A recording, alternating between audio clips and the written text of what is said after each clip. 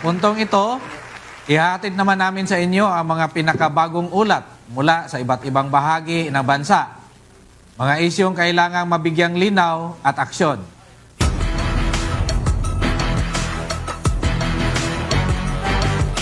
Tinatayang 89 na kilo ng hinihilalang shabu ang nidiskubre ng mga otoridad sa Zamboanga City. Ayon sa inisyal na ulat, natunton ang naturang kontrabando sa isinasagawang operasyon ng mga otoridad. Patuloy namang inimbesagahan kung saan nagmula ang iligal na droga at kung sino ang mga nasa likod ng malakihang pagpasok nito sa lungsod. Para sa update, nasa kabilang linya po si Police Major Shelami Tubo Chang, ang Chief Public Information Officer ng PRO 9. Yes. Magandang hapon po, ma'am, sa ating pong host. Yes, ma'am. Yes, magandang hapon. Sige, pakibalita po. Yes, ma'am. Gusto ko lang pong ipaalam, ma'am, sa ating mga manonood na noong August 31, nagkaroon po tayo ng isang malaking operation on illegal drugs dito sa Zamboanga City. Oh. Yes, ma'am. Medyo nag-fluctuate siguro yung yung Medyo kanilang nawala yung signal. ano niya. Pero, Yung audio niya. pero ma'am, kung makikita natin sa video, no? Laking accomplishment. Ang dami, ang laking accomplishment.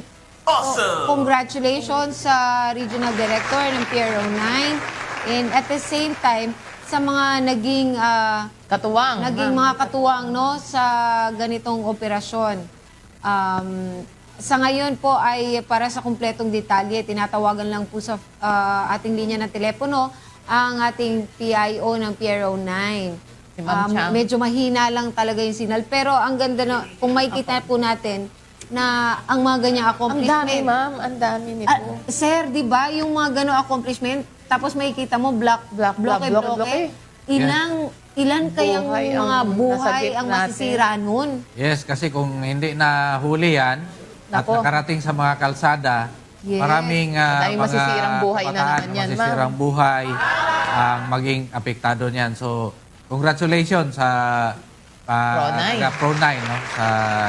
At siyempre, sa mga tao din siguro no, na tumulong sa kapulisan natin Yes. para ma-accomplish yung kuha natin. Ma'am, excited ako, sir, kung saan mang galing yung mga drugs na yun. Yes, Eh. pero Kaya andun na kausapin yata natin, andyan si yata. Police Major Chang, naka-connect na ulit siya.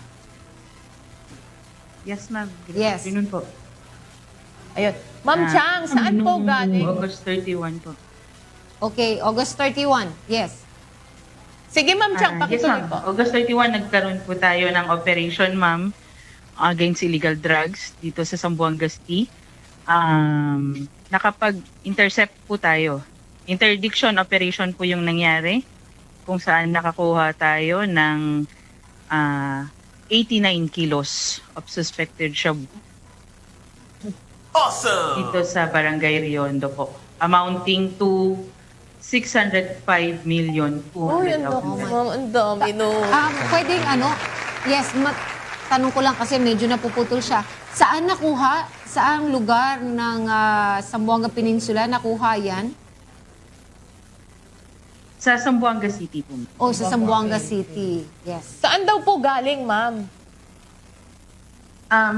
Galing po siya sa likod ng mga isla, ma'am. Pinasok po siya dito sa Zamboanga City via sea vessel po. Yung maliliit na bangka po natin. Pero ang galing, no? Na-intercept For pa rin, sure, ma'am. for sure, kung maliliit na bangka, ang mga posibleng nakapag-inform sa police ay siguro mga community din, Mangingisda din. mangingisda rin. So saan Yes, kaya ma'am. saan kaya natin pinaghihinala ang dadalhin itong mga shabu na ay mga illegal drugs na ito? Based po sa investigation na kinandak po ng ating mga operating units, ito po ay i-deliver sa mga rehiyon sa labas ng Zamboanga Peninsula po. Wow, nako, ang bigat. Yung supply na yan ay para sa Mindanao na no, regions Opo, sa mga 9, 10, 11, karating po naming regions, sir. 12, 13 at bar. Pero buti na lang na-intercept po natin. Buti na lang, Ronay. na-intercept.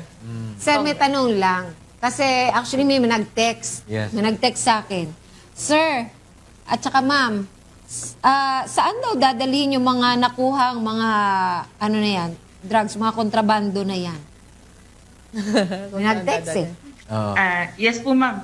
Based po sa investigation po, ma'am, dadalhin po siya outside Region 9. I mean, ang tanong dito, lang ma'am, po is, talaga sila dumaan. no ma'am, ang tanong is, after nyo na nakuha daw yan, saan na daw dadalhin yung Ay, mga... okay. Yes. Sorry po. Na-turnover na po siya sa ating forensic unit. Forensic unit. Po, sa ating crime lab po. O yan, para sa ating mga kasambahay. Ano? Ulitin po natin, no? At para malinawan, sir, lahat, hindi po nire-recycle yan. Hindi po yan ginagamit. Bawal po yun. Kahit nagamiting parang sa police operation, hindi po. Ito po ay lihitimo na dinodokumento at initurn over po sa kung saan po sila otorisadong itago. Okay? So, bilang paglilinaw lamang po. Yes. Okay. So, Major Chang, ito ba ang pinakaunang pagkakataon na meron tayong ganito karaming drugs na Ay, oo nakukuha nga. dyan sa Pro Pro 9? Yes, sir. Actually, sir, 2 weeks ago, kung hindi po ako nagkakamali, meron kaming na-intercept naman po. Sa Zamboanga City rin, nagkaroon rin ng habulan na umabot sa East Coast. Meron kaming 67 kilos ng drugs na nakuha rin po doon. So magkasunod na. patunay po ito na tuloy-tuloy po yung aming operations.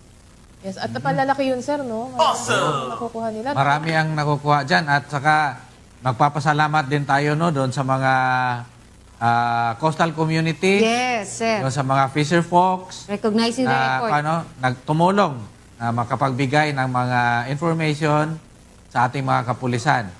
And congratulations to Pro9 for a job well done. Sa inyong accomplishments, talaga, snappy salute to all of you, no? Bago ka namin bitawan sa kabilang linya, baka may mensahe ka mula sa inyong nasasakupan. At mensahe na rin sa mga nagbabalak pang magpuslit ng droga sa inyong AOR. Yes po, sir. Gusto lang po naming iparating sa lahat na itong kampanya na ginagawa namin sa illegal na droga, sa smuggling at kahit ano pa mang illegal na gawain dito sa Region 9 ay parte po ng ating commitment na masiguro na safe and secured ang ating AOR. At uulitin ko po sa ating mga kababayan, huwag nyo na po kaming hanapin sa estasyon dahil kami po ay nasa telepono na. Just dial 911 po, darating po kami sa loob ng 5 minuto. Ayun. Congratulations, Pro9! Congrats, Pro9.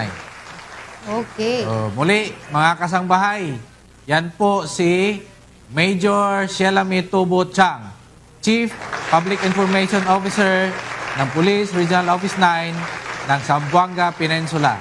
Congratulations rin sa RD natin, no, si Police Brigadier General Elias Mata. Salamat. Yan.